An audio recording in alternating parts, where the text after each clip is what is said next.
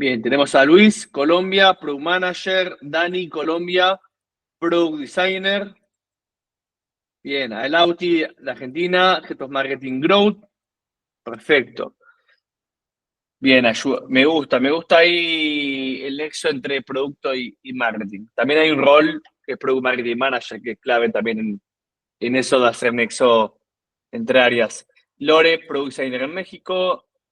Johnny, desde Capital, PM, una startup que usa IA para automatizar producción pyme. Buenísimo. Vamos a la IA con todo eso de automatización. Y tenemos a Ale de Colombia, analista de negocio. Perfecto. Antonio de México, es UX designer y trabaja más bien en arquitectura, trabajas en arquitectura UX. No, perfecto. Mucho user flow ahí. Bueno, excelente.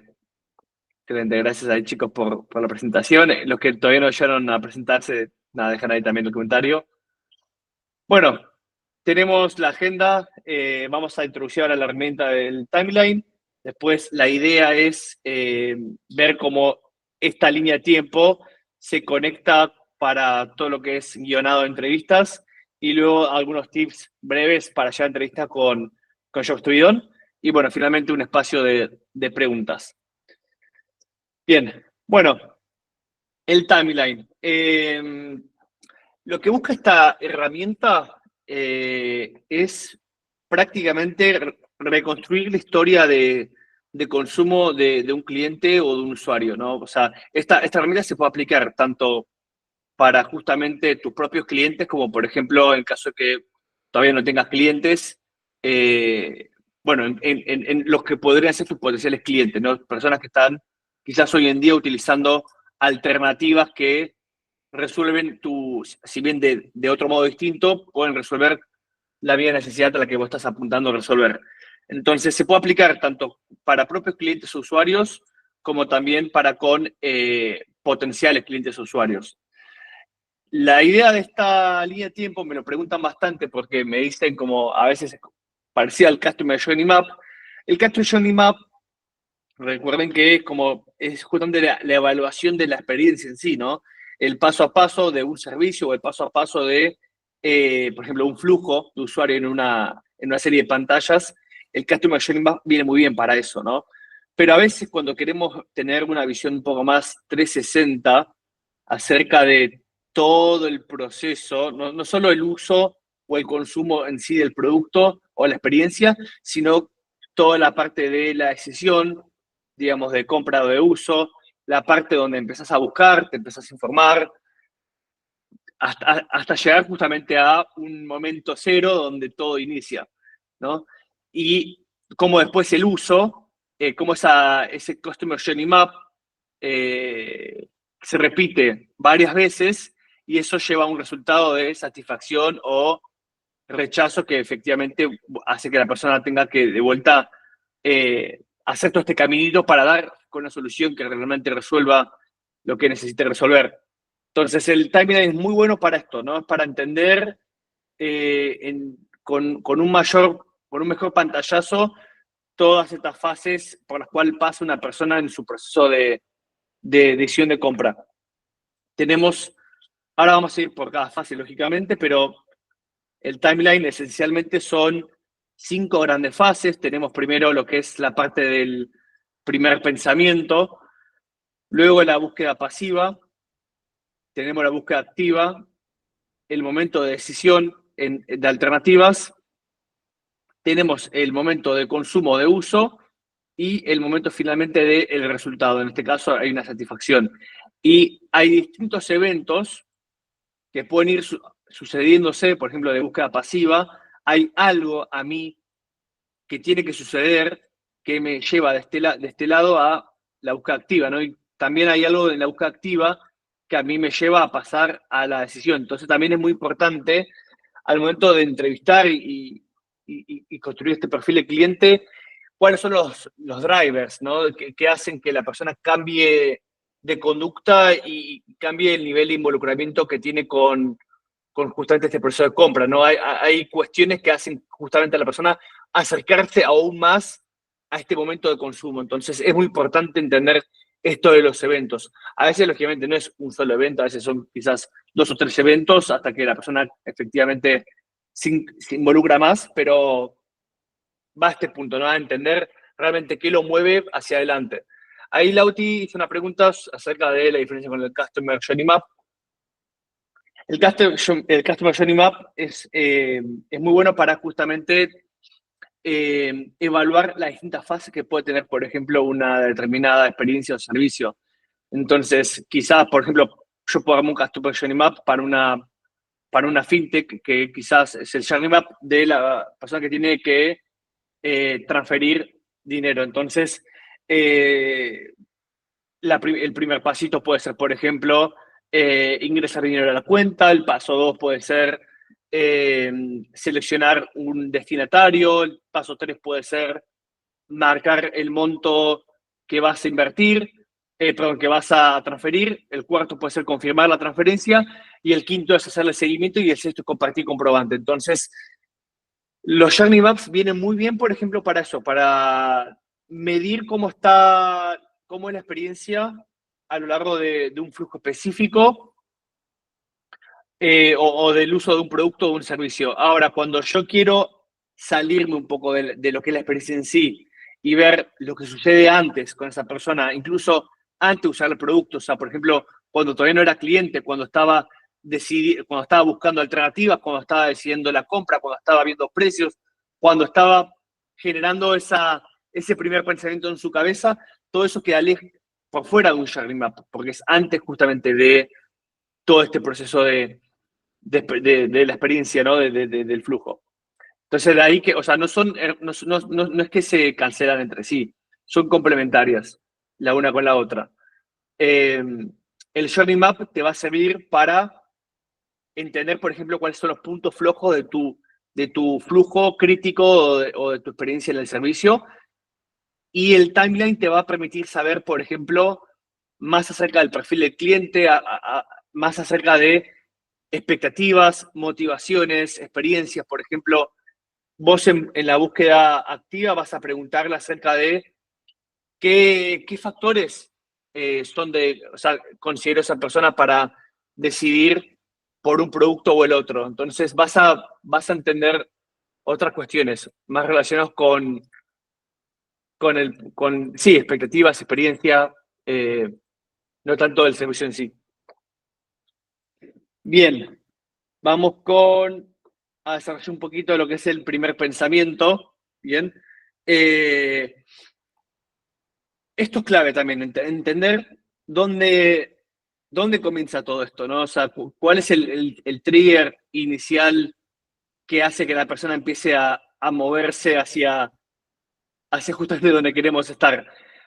También hay una cuestión acá muy importante en Jobs to Bidon, que es que tengas un problema no implica que lo estés buscando resolver. Porque parece que hoy en día todos asumimos que si hay un problema es porque sí o sí alguien lo quiere resolver, pero primero hay una cuestión, ¿no? De que eh, hay problemas que uno tiene que no es consciente de que los tiene. Entonces, el primer pensamiento tiene que ver con eso, tiene que ver con elevar primero a la conciencia una situación como problemática, ¿no? Una situación como insatisfactoria, ¿no? Y esto a su vez dispara una necesidad de cambio, una necesidad de pasar de una situación A, que es la situación actual, indeseable, a una situación B, futura, ya sea de acá a un año, a 2 meses o a 10 minutos, pero hay una necesidad justamente de cambio. Entonces, eso es, de acá la importancia del primer pensamiento, es el desencadenante que justamente hace que los problemas salgan a la superficie, salgan a la conciencia, y ese es el primer paso. Porque obviamente, si tenemos un grupo de clientes, pero que no sienten o no reconocen el problema, bueno, hay un problema ahí claramente. Igual, el primer pensamiento de vuelta, no siempre es una mala experiencia quizás con el producto que hoy en día tengo contratado o que compré. Quizás, por ejemplo, un primer pensamiento puede venir de una opinión de un tercero, o puede venir de una ocasión de uso especial, o un cambio de contexto, o simplemente una reflexión personal. O sea, puede venir de varios lados. Eh, Ahora, de todo esto igual vamos a ver ejemplos, ¿eh? Así que ya vamos a ver ejemplos de todo. Ahora, la búsqueda pasiva es el siguiente estado, pero es un estado un poco incómodo, yo diría.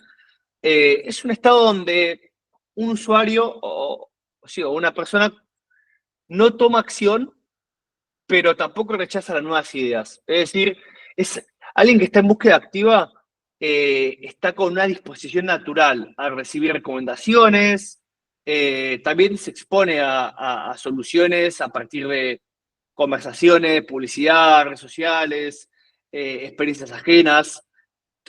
O sea, muestra justamente un interés de aprender, de escuchar, de descubrir, de investigar, pero está en ese punto. O sea, no está en un punto donde tiene una intención de compra, una intención de contratar un producto. Tiene un interés y queda ahí. Y eso es como, de vuelta, una situación complicada para product designers porque es como que es una persona que de vuelta sabe que tiene el problema, lo quiere resolver, pero hay una falta de urgencia cuando uno tiene búsqueda pasiva. Esta falta de urgencia en la búsqueda, esto de no lo necesito resolver ya, no estoy proactivamente buscando una solución, se puede ver por dos razones aproximadamente. Primero, puede ser una cuestión de el problema en sí, ¿no? O sea, de vuelta, el problema es consciente, genial, pero quizás, no sé, es un problema poco recurrente, es decir, sucede cada 6 meses o es muy esporádico, entonces, como no tiene una frecuencia determinada y como no es recurrente, entonces eso le baja la importancia del problema. O, por ejemplo, es un problema de poco impacto, ¿no? O sea, si sucede, digamos que no me arruina el día. O es un problema donde ya hay alternativas actuales o soluciones temporales o parches en los que puedo recurrir. Entonces, como que eso hace a que el usuario no se involucre tanto en la búsqueda. La otra opción que puede haber en la falta de urgencia de esta búsqueda pasiva se debe a los costos. Los costos percibidos a cambiar, ¿no? Los costos percibidos a las soluciones del mercado son más altas que los beneficios que se perciben, ¿no? Si, por ejemplo, yo digo, tengo un problema, pero siento que este problema, resolverlo, me va a costar un montón de dinero, un montón de tiempo, y yo percibo que los beneficios, la verdad que no van a ser, no valen la pena. No vale la pena pagar tanto por estos beneficios que me va a dar resolver el problema. Entonces, quedarme con el problema es algo más conveniente para mí como persona. Me quedo con el problema porque, de vuelta, la balanza costo-beneficio no me cierra. Entonces, lógicamente, las personas que tenemos búsqueda pasiva, digamos que es complicado hacerle un seguimiento a estos clientes y es interesante saber, bueno, qué eventos mueven a una persona de búsqueda pasiva activa, porque en la búsqueda activa ahí ya la situación cambia totalmente y estamos en un lugar donde realmente puede haber un potencial cliente, ¿no? En la búsqueda pasiva es difícil, en la búsqueda activa ya hablamos de potencial cliente. Ahí Johnny pregunta, ¿lo postergamos en el backlog hasta que sea negocio? Eh,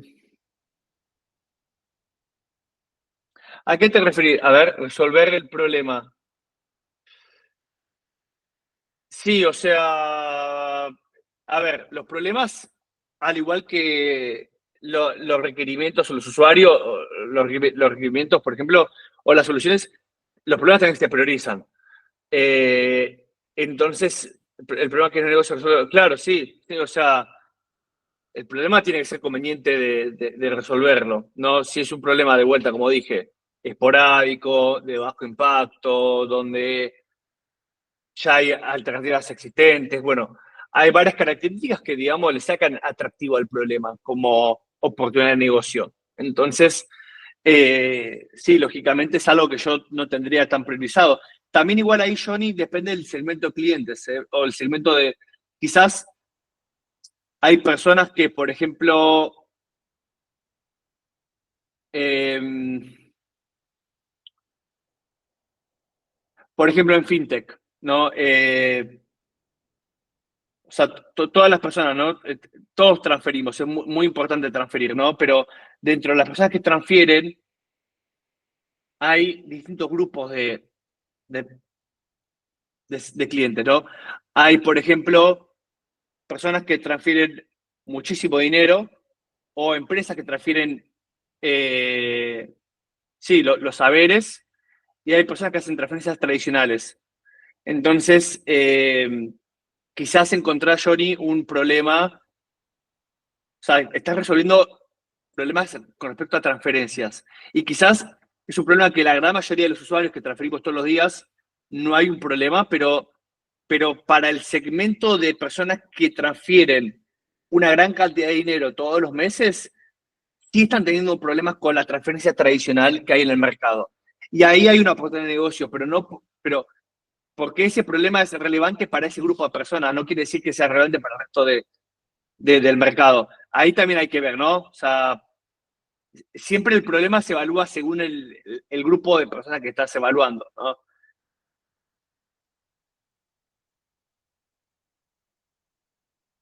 Bien, la búsqueda activa ya se pone más divertido todo un poco, ¿no? Acá sí que la persona está buscando resolverlo, o sea, está ya poniéndose ahí en campaña para buscar productos, servicios específicos, está, por ejemplo, haciendo búsquedas en Google, consultando a expertos, amigos, leyendo reseñas. Bueno, en caso de búsqueda laboral, en lugar de solo estar recibiendo propuestas, directamente está aplicando, por ejemplo, eso es un ejemplo de búsqueda activa, está aplicando a distintos roles. Eh, entonces acá es justamente lo más importante, ¿no? Eh, que, que está tomando iniciativa, que está explorando proactivamente. Después, en esta fase, también va definiendo cuáles son sus expectativas. Esto es muy importante. Cuando empezás a ver, cuando empezás a consultar información, buscar productos, empezás a consumir propuestas de valor de distintas soluciones. Entonces, cada una de esas propuestas de valor que uno va consumiendo va moldeando las expectativas, ¿no? O sea, por ejemplo, ustedes necesitan, no sé, un software para grabar pantalla, ¿no? Entonces, bueno, como BitChart, está Loom, entonces van entrando a una y a la otra y a la otra y van viendo y van comparando y ahí es cuando justamente en esa comparación de propuestas, como van desarrollando su conjunto de expectativas y también en la búsqueda activa se desarrollan también los criterios de evaluación. O sea, desarrollan las variables que van a ponderar para comparar alternativas después en la fase siguiente. Eh, Acá también hay comparación, se buscan distintas alternativas, por ejemplo, los famosos tablas de benchmark de, bueno, este producto tiene esto y lo otro. Bueno, acá va sucediendo todo eso. Así que muy importante la búsqueda activa en el sentido de vuelta de hay ya un interés genuino, hay intención de compra y sobre todo hay construcción de expectativas y hay construcción también de criterios de evaluación para comparar. La decisión es ya cuando el cliente llega a una situación donde tiene las herramientas y la información para tomar una decisión informada. O sea, eso es justamente lo más vital de esta, de esta fase. Acá en la decisión también hay comparación, pero la comparación ya también es más comercial. Por ejemplo, ya quizás se empieza a ver precios, costos, empezamos a ver todas esas cuestiones.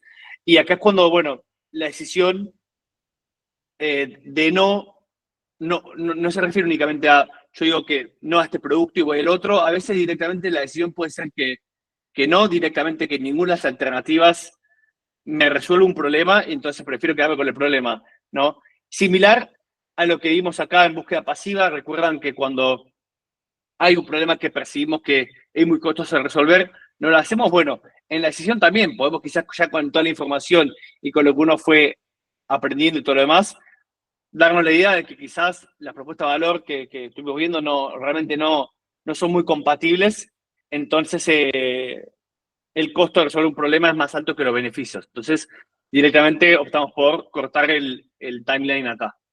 Bien. Pero en caso de que vaya todo bien, pasamos a la fase de consumo y uso, bien, donde justamente es una. Uy, perdón, ahí está. Es una fase donde justamente tenemos primero el consumo-uso se puede dividir en dos como subfases.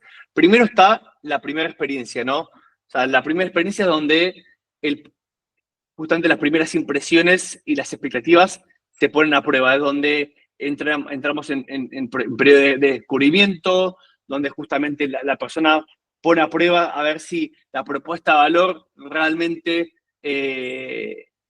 digamos, se justifica y es lo que se prometía en un principio. Acá entra también todo lo que tiene que ver con la activación temprana, el famoso aha moment, ¿no? Ese momento donde uno dice, sí, exactamente era esto lo que necesitaba. Entonces, la primera experiencia es un momento clave porque justamente muchas veces hace que sea el punto de inflexión entre continúo con el producto o el servicio que acabo de contratar o directamente solicito un reembolso o me voy para atrás. Entonces, es clave acá la activación temprana del usuario o del cliente. También es clave acercar valor de la manera más temprana posible. De hecho, hay muchos productos o software que por su naturaleza tienen complicado justamente generar este valor de forma temprana y se le ingenian de otra manera. Por ejemplo, en el caso de algunas plataformas que requieren de datos, por ejemplo, no sé, Amplitude, o de, sí, herramientas de Data Analytics, que quizás vos, de que empezás a traquear en el primer día o en el segundo día, no vas a ver datos tan importantes para tomar decisiones. Quizás a los 30 días ya vas a tener un buen volumen de datos para poder tomar decisiones y al día número 30 ya quizás pasó bastante tiempo. Entonces, esos productos tratan de generar esa sensación de wow, qué buena solución, qué buena primera experiencia, a través, por ejemplo, de demos, donde vos con la demo, a pesar de que vos en tu producto no tenés nada de datos, ya puedes jugar con la demo, puedes aprender, puedes entender cuál es el valor que te puede ofrecer la herramienta. Lo mismo, por ejemplo, con productos medicinales. Hay medicamentos que, por ejemplo, los efectos empiezan a suceder a los 3 meses de tomarlo todos los días. Entonces, ¿cómo haces justamente para que la persona tenga una buena primera experiencia a pesar de no ver resultados en ese momento? Bueno, acá entra todo lo de esta parte clave, ¿no? De cómo lograr una primera experiencia increíble, una buena primera impresión que justamente activa de manera temprana al cliente y que justamente le justifique seguir apoyando el producto o el servicio. Y luego la segunda fase de lo que es el consumo o uso tiene que ver con el uso continuo, ¿no? Que básicamente acá es las preguntas, ¿no? La calidad del producto se mantiene o, por ejemplo, si los clientes exploran funcionalidades avanzadas o si, por ejemplo, tu producto es capaz de entregar valor de forma sostenida en el tiempo. Entonces, está la primera experiencia y después está el uso continuo. Y una vez que suceden estas dos cosas, tipo una buena primera experiencia y un buen uso continuo, ahí recién va a haber una reflexión sobre la satisfacción, ¿no? El veredicto final, básicamente, ¿no? Si este producto, esta solución realmente fue capaz de lograr un cambio, de resolver la necesidad por la cual fue contratado.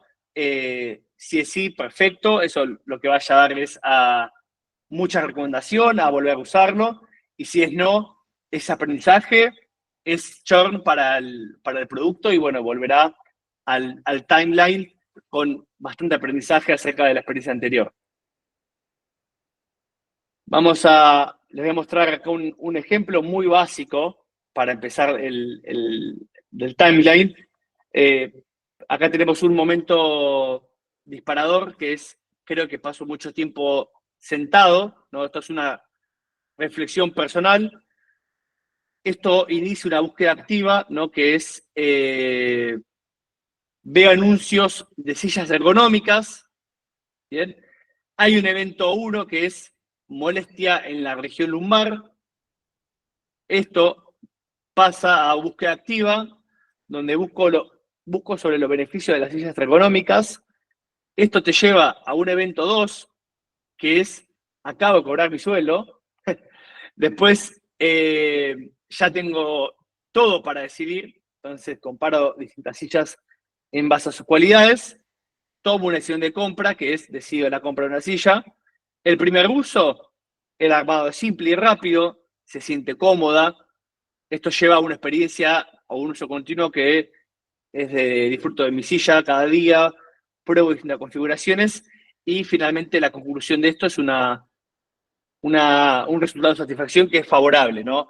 Mi posición al trabajar ha mejorado y los dólares han ido. Es decir, el, como es el producto, la nueva solución, o sea, de la silla tradicional a la silla ergonómica fue un poco el cambio que tomó el usuario y la silla ergonómica pudo justamente resolver esta necesidad puntual que tenía al comienzo, ¿no? Hasta acá, ¿cómo ven el timeline? ¿Alguna duda, pregunta, consulta?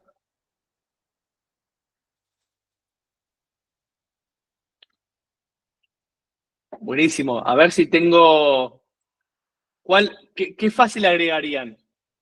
Esa pregunta A ver, Johnny, ya que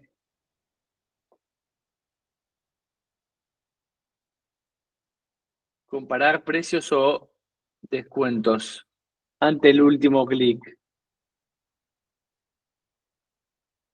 A ver, ¿qué sería? Leer reseñas. Bueno, claro, todo lo que es leer reseñas estaría en la fase sí, de decisión. Si lo quieren desglosar, obviamente esto es una herramienta como todas, la pueden adaptar a sus necesidades, pero sí, leer reseñas, comparar precios, descuentos, toda la parte más comparativa, pesada de social proof, eso pasa en la fase de decisión. Eh, Les muestro, por ejemplo, acá tenemos una plantilla que usé con un cliente. Esto después se los comparto también, eso se los va a compartir mañana, pero vean que esto se puede armar en Fiction rapidito, o sea, se puede plantear, por ejemplo, imaginen solución anterior, acá ponen a su competencia o a lo que le quiere pegar, básicamente, y acá plantean un poco su propuesta de valor, ¿no? De dos extremos, y entender, bueno, justamente cómo fue este proceso. ¿Cuál fue el primer pensamiento? La búsqueda pasiva, el evento 1, la búsqueda activa, el evento 2, toma de decisión. Esto es para un proyecto que tuve sobre un marketplace de compra-venta de NFTs. Compra, descarga, experiencia. Es muy sencillito, realmente. Yo lo que hacía sobre el timeline era primero con el equipo, armábamos uno rapidito con el cliente para ver qué entendíamos, ¿no? O sea, si tenemos que hablar con nuestros supuestos o nuestras ideas, ¿qué entendemos para nosotros que es ese recorrido del cliente, ¿no? Y después, lógicamente, ese primer borrador nos servía como para direccionar mejor las entrevistas y poder hacer algunas preguntas sin condicionar mucho. Y, y bueno, después, lógicamente, ya el timeline final nos quedaba validado con las entrevistas con los pacientes, con los clientes, perdón. Sí, Cris, adelante. Creo que tenés ahí la mano Ok, levantada. sí, ahí la bajo. Una pregunta, este tablero, este Job Study Dome, ¿lo armaste, por ejemplo, con el mismo cliente, haciéndole las preguntas, descubriendo, o esto lo armaste tú y se lo presentaste? ¿Cómo es esa estructura de este Job Study Dome con el cliente? Bien, con el cliente, o sea, con los emprendedores en la agencia, lo armábamos con él, porque él por lo general venía con conocimiento, o sea, también depende el cliente, ¿no? Hay clientes que están en cero y dicen, sí, queremos emprender este producto, pero no, nunca trabajaron en industria, no saben nada, entonces es como, bueno, no, o sea, ni yo ni vos vamos a sacar algo provechoso de este timeline, salgamos directo a entrevistar y lo armamos en base a eso. Ahora, si el cliente, como el caso este de NFTs, es una persona que ya viene con bastante know-how, digamos que fue justamente, cliente también o sea, que pasó por este timeline a nivel personal, como que puede darnos un buen primer approach, un buen primer acercamiento para tener un entendimiento básico del lado del cliente.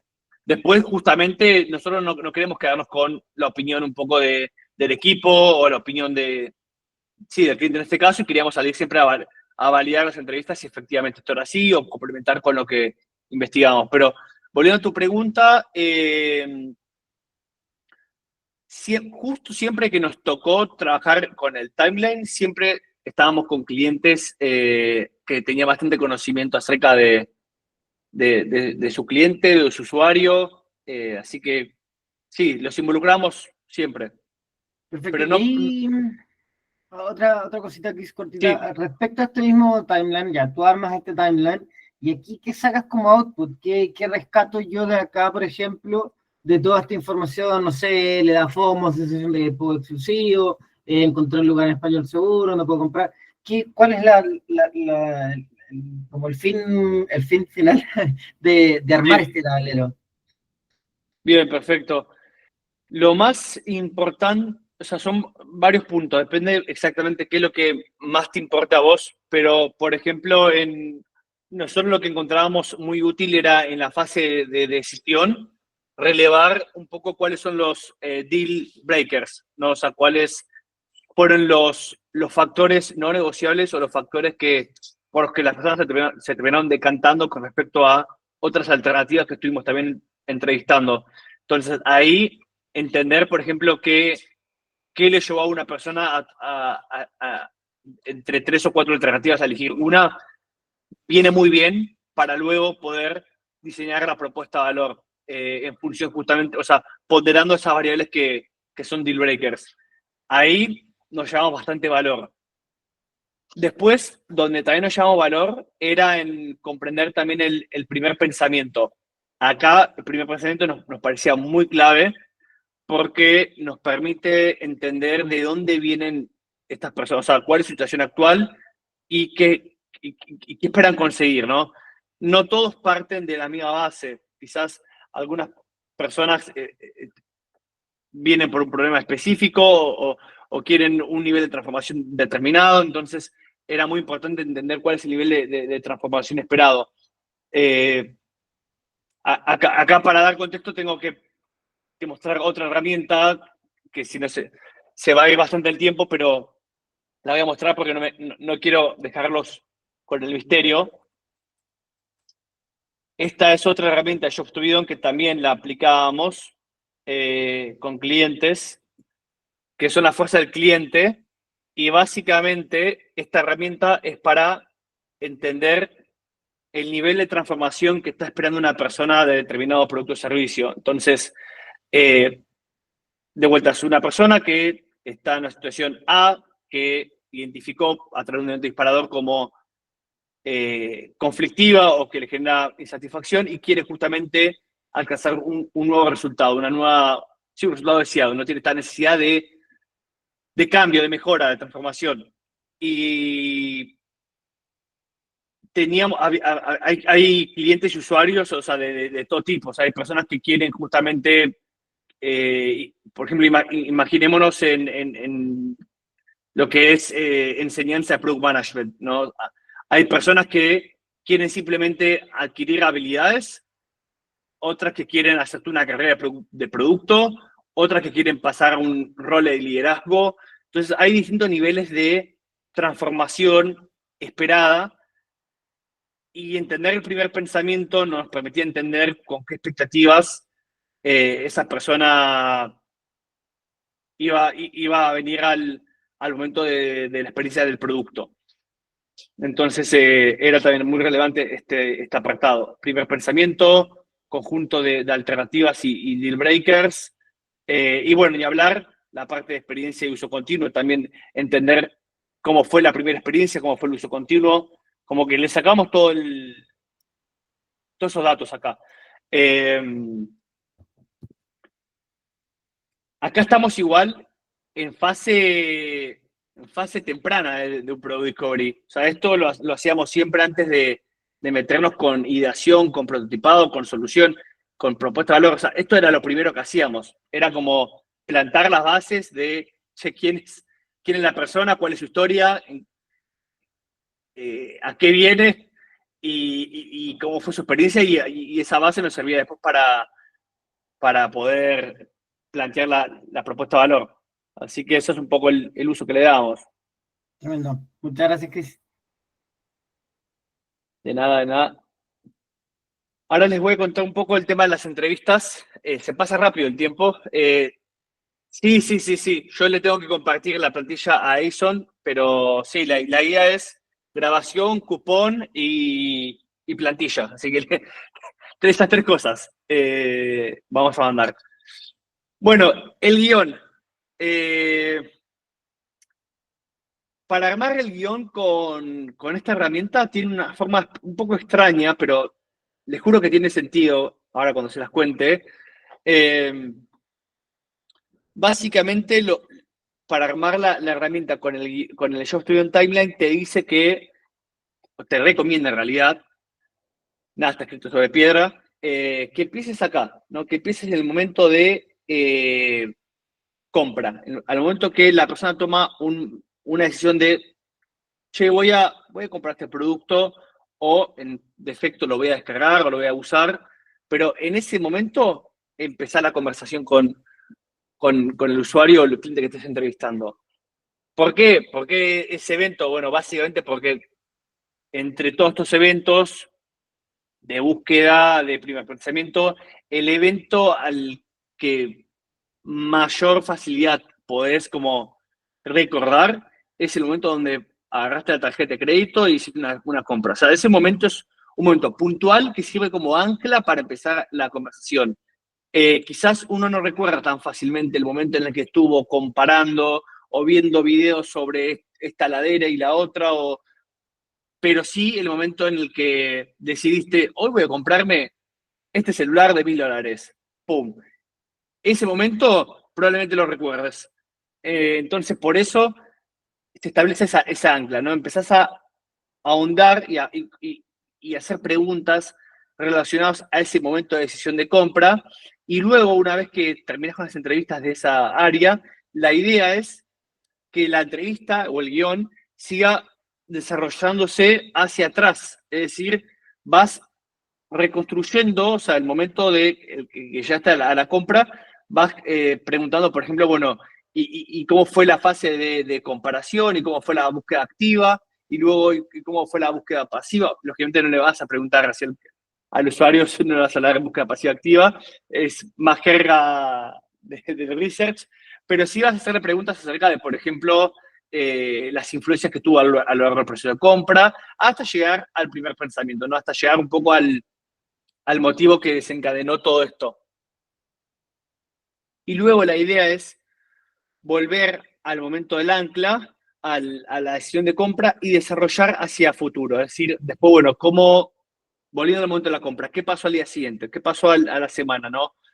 ¿Cómo fue la experiencia? ¿Cómo fueron las primeras impresiones? Después al mes, lo hiciste utilizando, qué errores de contraste, y entender primer uso y uso posterior, y finalmente, bueno, cómo hoy en día se encuentra.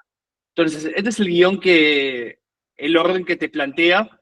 A mí me gusta en el sentido de que lo que más me gusta es que no anda con generalizaciones o supuestos. No está hablando acá de, bueno, decime qué te parece, por ejemplo, este tipo de productos, o como que está yendo un momento concreto de, contame la última vez que compraste tal cosa, y vas a ese momento y construís sobre ese momento, sobre un hecho, no sobre suposiciones o un promediado de cosas, promediado de experiencias.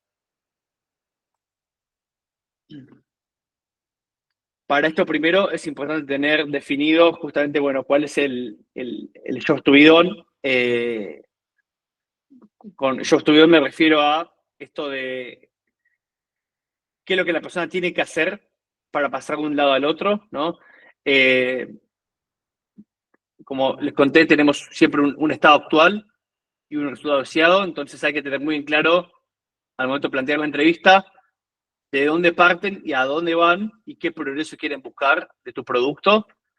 Y luego de tener eso muy claro, ahí ya es donde empezás. Uy, esto está. A ver, desarrollo de pasos. Sí, no, está bien, perdón. Empezás, ahí está, la conversación en la última compra, ¿no? La idea es establecer, como les conté, un ancla para ir a un momento concreto y así hablar sobre una experiencia específica. Después, como les conté, se desarrollan los pasos que van hacia atrás hasta el primer pensamiento y luego finalmente se desarrollan los pasos posteriores a la compra, ¿no? Todo esto también es para evitar para facilitar la memoria, ¿no? Porque si esto es secuencial, o sea, si de la compra vas pasando de evento 2 a evento 1 a primer pensamiento, la memoria como que va asociando distintos momentos y es un poco más fácil para la persona a la que entrevistas. Nosotros, por ejemplo, acá tenemos, es un ejemplo de un guión que hicimos y teníamos, bueno, este no está completo, pero este es un poco un brainstorming que íbamos teniendo. Cada categoría, cada pregunta la dividíamos en categorías en base a el timeline. Por ejemplo, no sé, el momento de acción del producto. Preguntábamos dónde estabas cuando lo adquiriste, si alguien tuvo peso en la decisión, cómo fue la primera vez que compraste un NFT. Entonces, preguntas sobre el momento de compra. Luego, preguntas, por ejemplo, sobre el primer pensamiento, ¿no? Eh, ¿Recuerdas cuando empezaste a pensar en el mundillo de DFT y en las cripto? ¿Qué estaba sucediendo en tu vida en aquel entonces? ¿Dónde estabas al momento de pensarlo? ¿Qué estabas haciendo? ¿Viste el mundo cripto una posible solución a algún problema? ¿Cuál? Como ahondar en el primer pensamiento. Acá hay preguntas, por ejemplo, en base a la búsqueda activa, ¿no? Construyendo el set de opciones.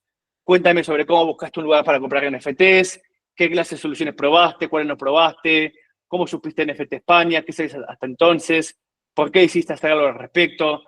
Eh, y bueno, tenemos, por ejemplo, curiosidad sobre las emociones o el después de compra, después de, por ejemplo, llegar al primer pensamiento, íbamos directo también volvíamos al momento de compra y pasamos al después, ¿no? Después de compra. Bueno, ¿cómo te sentiste los días posteriores a la compra? ¿Qué uso le diste al NFT? ¿Encontraste lo que esperabas? ¿Volverías a comprar un NFT? Entonces, nada, los guiones los hagamos de esta manera, ¿no? Veíamos estas fases, un poco de la experiencia completa, las categorizamos distintas preguntas en base a estas fases y después las ordenábamos en un flujo que tenga lógica, ¿no? Que evite depender demasiado de la memoria, de la buena memoria del entrevistado. Así que esa es un poco la manera en la que lo encarábamos. ¿De acá alguna duda, pregunta? Ah, el ejemplo, ¿cuál? ¿El que mostré de las preguntas? Te los paso acá, pero también le voy a Sí, decir sí, a justo Edison para preguntar. que sí, Bueno, sí, sí, sí, ahí a Edison le voy a comentar también para que les pase la plantilla, el guión y el resto. Así les queda. Eh, bien, vamos a ir con algunas cositas acá que también quiero mencionarles sobre la experiencia haciendo entrevistas con esta herramienta. Primero, bueno, esta es quizá más general, es el tema de la sugestión, ¿no? De las preguntas sugestivas que, que pueden ser también bastante problemáticas en un discovery. Las preguntas subjetivas es cuando básicamente o sea, en tu pregunta un poco estás ya intentando sugestionar la pregunta para que se responda de una manera como vos querés, ¿no? Por ejemplo, en la pregunta está de, ¿ha sido lento el contacto del equipo de soporte? Vos estás infiriendo que fue lento y quizá no lo fue. Quizás para la persona no le pareció lento el contacto de soporte. Entonces, por eso es como que se induce la respuesta esperada por el entrevistador. Hay que tener mucho cuidado con este tipo de preguntas. Esto igual es más fácil decirlo que hacerlo. Incluso, nada, a veces naturalmente se nos escapa un poco de inducción de respuestas al entrevistado, pero bueno, la idea es tratar de que sea lo menos posible. Claro, puede ser un discovery, totalmente. Eh, Luego, este tema relacionado también con yo estuve en Timeline, que es el focalizarte en hechos en lugar de suposiciones, ¿no? Una regla dorada justamente para las entrevistas es enfocarse en lo que hicieron en el pasado, entonces evitar suposiciones, ¿no? Preguntas como, ¿qué habrías hecho si? ¿Comprarías tal cosa? ¿Entonces harías tal otra? Como directamente, o sea, anda a un hecho concreto y tratar justamente de ese hecho, explorarlo para adelante y para atrás, pero conectando distintos cabos sueltos para evitar depender de la memoria difusa del cliente. Entonces, eso es un poco la manera en la que hay que proceder. Eh, Luego tenemos también, bueno, el no preguntar por problemas, también es algo que en Shop to Beyond los problemas no tienen tanto peso, o sea, lo que más importa para la metodología es el resultado que la persona efectivamente quiere buscar, ¿no? Eh, Ante todo, hay una necesidad de cambio, hay una necesidad de transformación, de, de deseo. Entonces, eso es lo primario. Los problemas empiezan a aparecer cuando los productos o los servicios, que son artefactos que cumplen ese fin de llevarme a donde quiero estar, empiezan a fallar. Contrato un servicio o un producto y empieza a fallar en cuanto a, digamos, o sea, las tareas que yo le encomiendo, ¿no? Entonces, ahí es cuando aparecen los problemas. Los problemas son bloqueos justamente en ese proceso de cambio y, y por eso lo más valioso para las personas también es entender, bueno, justamente cuál es la necesidad o el punto a donde quieren ir, más que los problemas. Porque de vuelta, muchas veces incluso los problemas no están 100% certeros. Y por último, bueno, ya para ir terminando, la técnica de los 5 por qué también es muy clave, sobre todo para ir al primer pensamiento, ¿no? A esta parte es muy clave ir preguntando también, bueno, el porqué de todo esto, ¿no? ¿Por qué tuviste la motivación original de empezar a buscar pasivamente cierta solución, cierto producto? Y el por qué, digamos, te va a llevar justamente a los motivos subyacentes o al evento disparador que inició todo. Así que eso también es una muy buena base.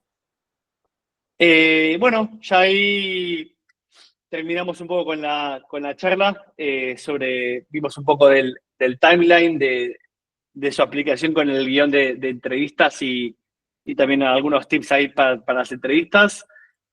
Como les conté, le van a mandar grabación, le van a mandar el guión que les pasé de ejemplo y la plantilla.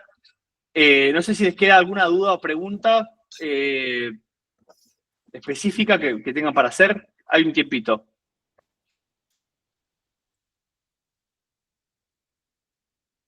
Bueno, perfecto. Igual cualquier cosa, esto revísenlo tranqui, vean la grabación, vean el guión, vean la plantilla.